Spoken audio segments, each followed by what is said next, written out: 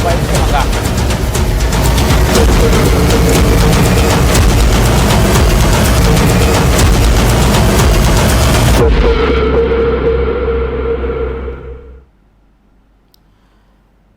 तो मध्य प्रदेश में इस समय जहरीला सिरप कहर बरपा रहा है और इसकी गूंज पूरे देश में है, क्योंकि कई प्रदेश में ऐसी अब घटनाएं सामने आ गई हैं जिसकी वजह से जहरीला सिरप पीकर बच्चों की मौत हो रही है। मध्य प्रदेश में जब ये घटना सामने आई तो आनन फानन में इस सिरप को प्रतिबंधित कर दिया गया, लेकिन जानकारी ये मिल रही है कि प्रतिबंध के बावजूद इस तरीके के सिरप मिल रहे हैं और अब ये पूरा मामला सुप्रीम कोर्ट तक जा पहुंचा है।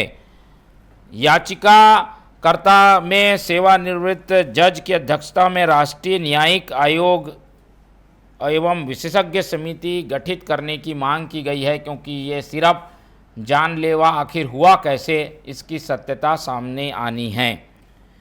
इस पूरे मामले में अब राजनीति भी गर्मा गई है, क्योंकि आरोप लगातार लग रहे हैं सरकार पर। सरकार इस पूरे मामले के लिए जांच के लिए अपनी स्तर पर कमेटी बना चुकी है, सिरप पर प्रतिबंध लगाया जा चुका है, लेकिन उसके बावजूद इस बीच एक और घटना सामने आ गई है जिसमें बच्चे की मौत हो गई है। मृतकों की संख्या अब 19 हो गई है। छिंदवाड़ा में ये घटना जहरीले सिरप से मौत और एक संख्या और बढ़ने की वजह से अब मौतों की संख्या 19 पहुंच गई है। इस मामले में मुख्यमंत्री ने क्या सख्त निर्देश दिए थे वो आपको सुनाते हैं, उसके बाद विपक्षी नेताओं के बयान भी बताएंगे। जानकारी आई तुरंत जितना प्रशासन के माध्यम से आज भी हमने ट्रक कंट्रोलर को हटाने का बताया है कि ट्रक कंट्रोलर जिनकी जवाबदारी को सस्पेंड किया है, इंस्पेक्टर को भी सस्पेंड किया और दुखी इस घड़ी में खासकर इस कंपनी से माल बन के आया है जी, उस कंपनी के खिलाफ भी कार्रवाई है। तमिलनाडु सरकार से कहा कि वो उस पर कठोर कार्रवाई करे और उन्होंने सारे प्रोडक्ट बंद करे। मूल रूप से तमिलनाडु की जिस फैक्ट्री में ये जिस स्थिति बन रहा था, मुझे बताया गया कि वो अमानक तरीके से और वहाँ स्टोर भी इस टाइप की चीज़ें सरकार ने उन सारी बातों को संज्ञान में लेते हुए सारे प्रोडक्ट को बैन किया है। मध्य प्रदेश में तो दोबारा ऐसी घटना ना हो, इसके लिए किस तरह के कदम? किसी हालत में दवाई फैक्ट्रियों का प्रॉपर जांच हो, रैंडम हमारे यहाँ के भी अधिकारी जांचे, भले किसी कंपनी किसी राज्य से भी आए, लेकिन हमारे अधिकारी भी इसकी चिंता करें, इसलिए हम प्रॉपर निर्देश जारी किए। तो मुख्यमंत्री मोहन यादव को आपने सुना, जो कि काफ़ी गंभीर हैं इस मसले को लेकर। अपने स्तर पर जांच कराई जा रही है। सिरप भले किसी भी प्रदेश से आए, इसकी जांच कराकर ऐसे लोग जो कि इस सिरप को बेचे जाने के दोषी हैं उन पर कार्रवाई की बात वो कह रहे हैं। फिलहाल मामला सुप्रीम कोर्ट में एक याचिका के जरिए भी पहुंच गया है, लेकिन विपक्ष को एक मुद्दा मिल गया है। इस पूरी घटना के बाद विपक्ष आक्रामक है। जीतू पटवारी जो कि मध्य प्रदेश पीसीसी के चीफ हैं, वो क्या कुछ कह रहे हैं, आइए आपको सुनाते हैं। ये नहीं, मैंने पता लगाया कि मुख्यमंत्री जी का बयान आया कि सारे प्रोडक्ट बिल्ड कर दिए उस कंपनी के। सवाल एक कंपनी का नहीं है, सवाल है इस तरह की दवाइयाँ जैसे भी आती है। ये एक वाकया हुआ है, घटना घटी है, आगे फिर घटनाएं घटेगी। अल्टीमेटली ये चलती हुई प्रोसेस भ्रष्टाचार की है। जो जिनकी जिम्मेवारी है वो काम ढंग से नहीं करते हैं, अपना निर्णय सही तरीके से नहीं लेते हैं, करप्शन करते हैं, उससे ये घटनाएं घटती है और ये समय समय पे होती रहती है। तो अल्टीमेटली इसमें पारदर्शिता के साथ कोई ठोस निर्णय और नीति बने कि आगे ये घटना नहीं घटे।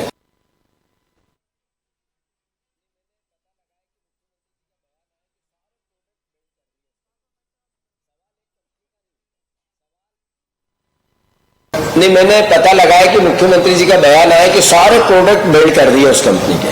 सवाल एक कंपनी का नहीं है, सवाल है इस तरह की दवाइयाँ जैसे भी आती है। ये एक वाकया हुआ है, घटना घटी है, आगे फिर घटनाएं घटेगी।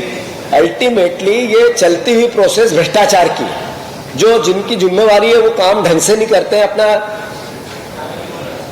निर्णय सही तरीके से नहीं लेते हैं, करप्शन करते हैं, उससे ये घटनाएं घटती है और ये समय समय पे होती है। तो ये रही विपक्ष की बात। विपक्ष अपनी बात कह रहा है और उसे लगता है कि सरकार ने अपनी पूरी जिम्मेदारी से नहीं निभाई, इसलिए घटना हो गई है। लेकिन इस पूरी घटना के बाद एक सरकारी डॉक्टर पर जुर्म दर्ज किया गया है गैर इरादतन हत्या का। ऐसे में डॉक्टर की गलती बताने की कोशिश पर डॉक्टर नाराज चल रहे हैं। मध्य प्रदेश में डॉक्टरों ने इस बात पर नाराज़गी व्यक्त की है कि हम तो दवा लिखते हैं, लेकिन दवा में क्या है इस बात के लिए डॉक्टर कैसे जिम्मेदार हो सकता है। इसीलिए नाराज डॉक्टरों ने आज मध्य प्रदेश में विरोध जताया है। विजुअल आपको दिखाएंगे डॉक्टरों के, जो कि काली पट्टी लगाकर आज काम कर रहे हैं। कई जगह रैली भी निकाली गई है। डॉक्टरों के विजुअल दिखाते हुए हम बताने की कोशिश कर रहे हैं कि डॉक्टरों में कितनी नाराज़गी है। डॉक्टरों पर केस दर्ज होने पर ये आक्रोश जन्मा है। क्या कुछ कह रहे हैं डॉक्टर्स, वो आपको सुनाते हैं पहले। तो बिना विजुअल डॉक्टर प्रवीण सोनी को जो गिरफ्तार किया गया है, उसके विरुद्ध Indian medical association, Indian dental association, MP teachers association एवं मेडिकल ऑफिसर एसोसिएशन, हम सब एकत्रित होकर खड़े हैं। हमारी पहली मांग और सबसे ज़रूरी यही है कि डॉक्टर प्रवीण सोनी को जल्द से जल्द रिहा करें, जल्द से जल्द। उनके ऊपर पूरे लगाए गए आरोप निराधार हैं एवं गलत हैं और उनको गलत तरीके से हिरासत में लिया गया है। ये नियम के विरुद्ध है। उन्हें जल्द से जल्द छोड़ा जाए, रिहा किया जाए। चूंकि अभी तक यह नहीं हुआ है, इसीलिए आज हम लोग काली पट्टी लगाकर हम लोग अपना विरोध प्रदर्शन कर रहे हैं। तो आपने सुना कैसे पहले मुख्यमंत्री का एक्शन, फिर विपक्ष की सवाल और उसके बाद डॉक्टरों की नाराज़गी। इस घटना से जुड़ी हुई तीनों पक्षों को हमने आपके सामने दिखाने की कोशिश की है। सबसे पहले रुख कर लेते हैं छिंदवाड़ा का, जहां पर हमारे संवाददाता अविनाश सिंह बने हुए हैं। अविनाश, बताइए इस पूरे मामले में क्या अपडेट है। डॉक्टरों की नाराज़गी भी देखने को मिल रही है और ये भी बात पता चल रही है कि अभी भी ये सिरप मिल रहा है प्रतिबंध के बावजूद। क्या ऐसा है क्या? देखिए, जिस तरीके से मौतें हुई है और लगभग 16 मौत बच्चों की होने के बाद सरकार जागी और सब तरीके से प्रतिबंध लगाए गए। हालांकि हफ्ते भर पहले ही कोल्ड ड्रिप सिरप जो था उस पर प्रतिबंध लगा दिया गया था और अब वो सिरप को मार्केट में उपलब्ध नहीं है। छिंदवाड़ा जिले में और परासिया में कहीं पर भी उपलब्ध नहीं है। और खास तौर से सबसे बड़ी बात अब जो सामने आ रही है, प्रशासन और शासन अपनी कार्रवाई कर चुका है। कोल्ड ड्रिप कंपनी के खिलाफ भी प्रकरण दर्ज किया गया है। खास तौर से एक शिशु रोग विशेषज्ञ जो इन पूरे मामलों में लगभग सभी बच्चों के उपचार के लिए जिम्मेदार थे, सभी बच्चों का उपचार उन्होंने किया था और ये सिरप उन्होंने लिखा था, उन डॉक्टर के खिलाफ गैर इरादतन हत्या का प्रकरण दर्ज किया गया। अब इस मामले को लेकर आईएमए, आईडीए और चिकित्सकों के जितने एसोसिएशन है सब एक हो गए हैं। प्रदेश में चिकित्सकों ने इस मामले को लेकर विरोध प्रदर्शन शुरू कर दिया है कि एक चिकित्सक जो कि इलाज करने के लिए अधिकृत है और वह इलाज जो करता है उसको पता नहीं होता कि किसी सिरप में जहर मिला हुआ है या अन्य कोई कंटेन है, जबकि वो सिर्फ कंटेन पर लिखता है, ऐसा चिकित्सकों का कहना है। स्वास्थ्य के हिसाब से वो कोई भी दवा लिखता है। डॉक्टर इस बात के लिए जिम्मेदार नहीं है कि किसी सिरप में कोई जहरीली वस्तु कंपनी के द्वारा मिलाई गई हो, ऐसा चिकित्सकों का कहना है। आईएमए ने विरोध प्रदर्शन शुरू कर दिया है। आज काली पट्टी लगाकर पूरे जिले में चिकित्सक काम कर रहे हैं, जिला अस्पताल में चिकित्सक काम कर रहे हैं और संभवतः कल से काम बंद हड़ताल करने की चेतावनी चिकित्सकों ने दी है। उनका कहना है कि जल्द से जल्द प्रवीण सोनी को, जिन्हें कल न्यायालय में प्रस्तुत किया गया। अविनाश, क्या मौतों की संख्या बढ़ी है और सिरप अभी भी मिल रहे हैं, ऐसी खबरें आ रही हैं, क्या इसमें सच्चाई है? देखिए, जो सिरप प्रतिबंधित किया गया था वो सिरप अभी नहीं, यहाँ पे नहीं मिल रहा है। वो सब सील किए जा चुके हैं क्योंकि लगभग 550 यूनिट छिंदवाड़ा जिले में आए थे जबलपुर से, जिसमें से 420 यूनिट परासिया गए थे और बाकी जो छिंदवाड़ा में सिरप था वो जब्त किया गया है। परासिया में जिस मेडिकल स्टोर से सिरप बिके थे वहां से भी बचे हुए 300 यूनिट डॉक्टर ने लिख चुके थे, बाकी बचे हुए सिरप जब्त कर लिए गए। चलिए, बहुत धन्यवाद आपका अविनाश ये अपडेट देने के लिए। तो कार्रवाइयाँ हुई हैं, लेकिन अपने स्तर पर जो राजनीति है वो भी जमकर देखने को मिल रही है। और बाकी अपडेट के लिए सीधे रुख करते हैं मध्य प्रदेश के हमारे एडिटर अतुल पाठक का, और उनसे समझने की कोशिश करते हैं कि आखिर इस मामले में सरकारी स्तर पर क्या हो रहा है, और जब प्रकरण सुप्रीम कोर्ट पहुंच गया है तो अब इस केस पर क्या असर पड़ेगा। अतुल जी। देखिए, केस काफी संजीदा और संवेदनशील हो चुका है। जैसा कि आप जीतू पटवारी को भी देख रहे थे, जीतू पटवारी ने भी सरकार पर तीखा प्रहार किया। जीतू पटवारी खुद भी छिंदवाड़ा गए। हालांकि मुख्यमंत्री और पूरी सरकार इस समय इस मुद्दे पर बेहद ही सजग और चाक चौबंद दिखाई दे रही है। मुख्यमंत्री ने निर्देश दिए कि मानव जीवन से खिलवाड़ करने वाले किसी भी प्रकरण में कोई भी लापरवाही बर्दाश्त नहीं की जाएगी। यही वजह है कि ड्रग कंट्रोलर स्तर के अधिकारी को सस्पेंड किया गया है, हटाया गया है। दूसरी बात यह है कि मुख्यमंत्री ने आज एक और घोषणा की है कि जो बच्चे अभी उपचाररत हैं, लगभग 9 बच्चे ऐसे हैं जो छिंदवाड़ा में जिनका इलाज चल रहा है, उन सभी बच्चों के इलाज के खर्च के लिए सरकार ने अपना खजाना खोला है। साथ ही वहां पर टीमें तैनात की गई हैं ताकि कोई भी बच्चा यदि नागपुर में ट्रीटमेंट ले रहा है किसी भी प्राइवेट इंस्टीट्यूट में, तो उसका खर्चा सरकार उठाएगी। ये मुख्यमंत्री ने दूसरा कदम उठाया है। तीसरा, SIT का गठन है। चौथा, लगातार एक हायर लेवल की कमेटी जो है इसकी निगरानी कर रही है। हालांकि पूरी गोपनीय ढंग से हो रहा है। मुख्यमंत्री के कुछ विश्वस्त अधिकारियों को इस पूरे प्रकरण की मॉनिटरिंग का जिम्मा दिया गया है कि इसमें कहीं कोई चूक ना हो। जैसा कि शुरुआती स्तर पर हुआ कि एक बड़ी लापरवाही देखी गई। स्वास्थ्य मंत्री ने भी बैठकें ली हैं, तो पूरा प्रशासन इस समय जो है वो एक्टिव मोड पे दिखाई दे रहा है। चूंकि मुख्यमंत्री खुद इस मामले में कल ही परासिया छिंदवाड़ा गए थे, तो उन्होंने निश्चित रूप से एक संकेत दिया है कि सीएम खुद अब एक्टिव है। हालांकि इससे पहले